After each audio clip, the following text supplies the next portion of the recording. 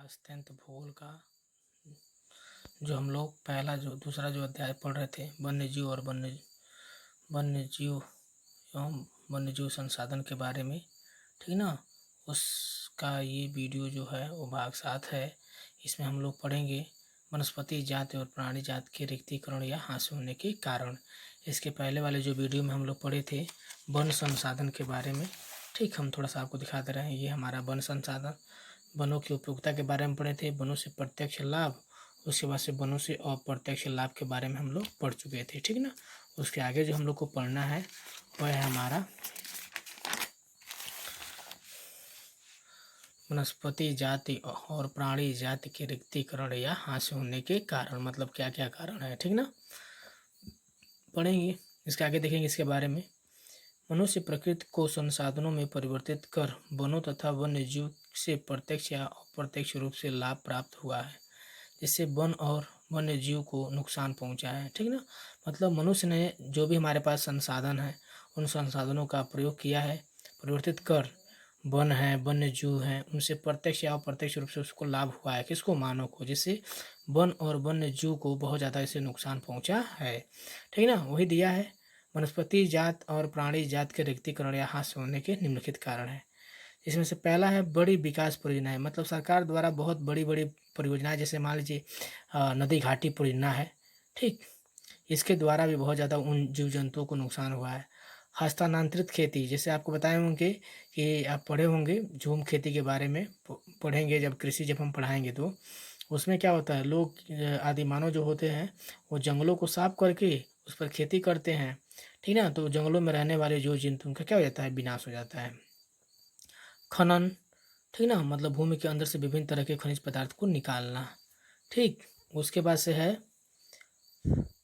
पशुचारण एवं ईंधन, अत्यधिक जनसंख्या, मतलब पशु की चराई से ईंधन का उपयोग करने से बहुत ज़्यादा नुकसान हुआ है। अत्यधिक जनसंख्या होने की वजह से, ठीक ना, लोग अंधाधुंध वनों की कटाई कर रहे हैं, उन वनों में रहने वाले जीव जंतुओं का क्या हो रहा है, धीरे धीरे नुकसान उनका हाथ से होता हुआ चला जा रहा है, ठीक ना।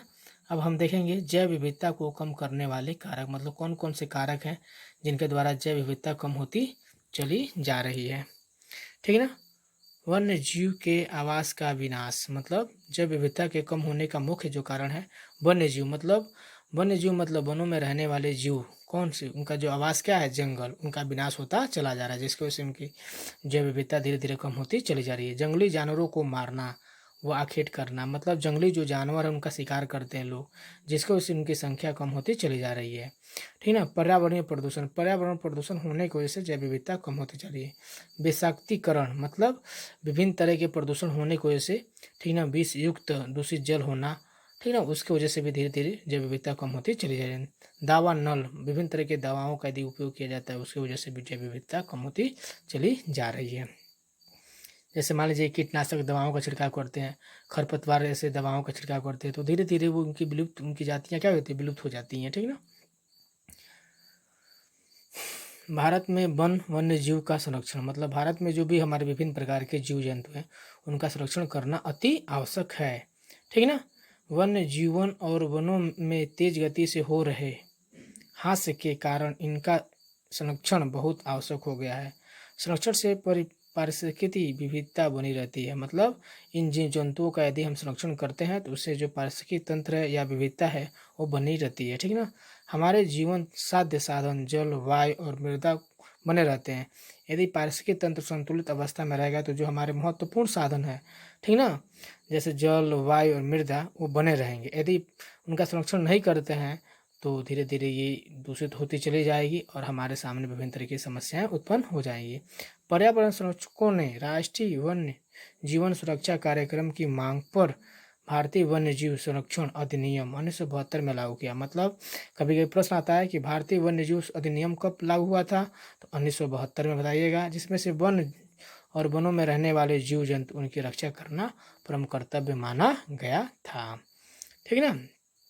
तो ये था भारत में वन और वन्य जीव संरक्षण, ठीक ना। तो जितने भी हमारे देश में जीव जंतु हैं, विभिन्न तरह के प्राणी हैं, उनका संरक्षण करना अति आवश्यक है, तभी जाकर एक पारिस्थितिक तंत्र सही सलामत बना रहेगा और उनका हम उपयोग करते रहेंगे, ठीक ना। उसके आगे देखेंगे अगला जो हमारा पॉइंट बन रहा है, इस कार्यक्रम का उद्देश्य बची हुई संकटग्रस्त जातियों को बचाव, शिकार प्रतिबंधन, वन्य जीव आवासों का कानूनी संरक्षण, जंगली जीवों के व्यापार पर रोक लगाना। मतलब जो ये कार्यक्रम चलाया गया 1972 में वन्य जीवों का संरक्षण के लिए, ठीक ना, तो उनमें जो भी हमारे संकटग्रस्त जो जातियां हैं उनके बचाव करना, शिकार पर प्रतिबंध लगाना, वन्य जीव आवासों का कानूनी संरक्षण, मतलब जो लोग अंधाधुंध पेड़ पौधों की कटाई करते हैं उस पर रोक लगाना, जंगली जीवों के व्यापार, मतलब विभिन्न तरह के जंगली जो हमारे जीव हैं उनके व्यापार पर क्या करना, रोक लगाना। ठीक, तो इस तरह का कार्य करके हम उनका संरक्षण कर सकते हैं। ठीक, दूसरा अगला जो हमारा पॉइंट है वह है केंद्रीय सरकार ने कई परियोजनाओं की भी घोषणा की जिनका उद्देश्य गंभीर खतरे में पड़े कुछ विशेष वन प्राणियों के रक्षण प्रदान करना था। मतलब केंद्र सरकार ने विभिन्न तरह की परियोजनाएं चलाई और उसमें वो घोषणा किया कि जो भी हमारे गंभीर खतरे में जो पड़े हमारे कुछ विशेष वन प्राणियां हैं उनकी रक्षा प्रदान की जाए। इस प्राणियों में बाघ है, एक सींग वाला गेंडा है, कश्मीरी हिरण है अथवा 3 प्रकार के मगरमच्छ हैं, स्वच्छ जल मगरमच्छ, लवणीय जल मगरमच्छ और घड़ियाल, एशियाई शेर, अन्य प्राणी शामिल है जिनके बहुत गंभीर स्थितियां हैं, वो धीरे धीरे समाप्त होने के कगार पर है। तो इनके संरक्षण पर विशेष रूप से हमारे सरकार ने ध्यान दिया है। ठीक, उसके आगे 1973 में भारत सरकार ने बाघों के संरक्षण के लिए प्रोजेक्ट टाइगर की शुरुआत की जिसका उद्देश्य बाघ जैसे संकटग्रस्त जातियों को बचाना था। मतलब 1973 में भारत सरकार ने बाघों के संरक्षण के लिए अधिनियम पारित किया था जिसका नाम था प्रोजेक्ट टाइगर। ठीक है, यदि आ जाए प्रश्न की प्रोजेक्ट टाइगर का शुरुआत कब हुआ था तो 1973 में, आप याद रखिएगा, भूलिएगा नहीं। ठीक ना, उसके बाद से देखिए वन्य जीव अधिनियम 1980 और 86 के तहत सैकड़ों तितलियों, पतंगों, रिंगों और एक दिया ड्रैगन फ्लाई को भी संरक्षित जातियों में शामिल किया गया था। मतलब इस तरह विभिन्न तरह के हमारे तितली, पतंगे, भृगु और भी बहुत तरह के जीव जंतु उनको मतलब सुरक्षित जातियों की श्रेणी में शामिल कर लिया गया था। ठीक ना, 1991 में पौधों की भी 6 जातियां पहली बार इस सूची में रखी गई थी। मतलब उनके संरक्षण की बात कही गई थी। ठीक ना, हिमालयन यह आता है, हिमालय यह चीड़ के प्रकार का सदाबहार वृक्ष है। यह औषधि पौधा होता है जिसका छाल, पत्तियां, टहनियाँ और जड़ों से टक्सोल नामक रसायन निकाला जाता है। इसे कुछ कैंसर रोगों के उपचार में प्रयोग किया जाता है। ठीक ना, यह एक बहुत औषधि का पौधा है। उसकी पत्तियां, उसकी टहनियाँ, उसके जड़ों से टक्सोल नामक रसायन निकाला जाता है और वह निकाल कर उसे कैंसर के उपचार में उसका उपयोग किया जाता है। ठीक ना, तो इस तरह आप विशेष रूप से इनको ध्यान रखिएगा। इसके आगे हम लोग पढ़ेंगे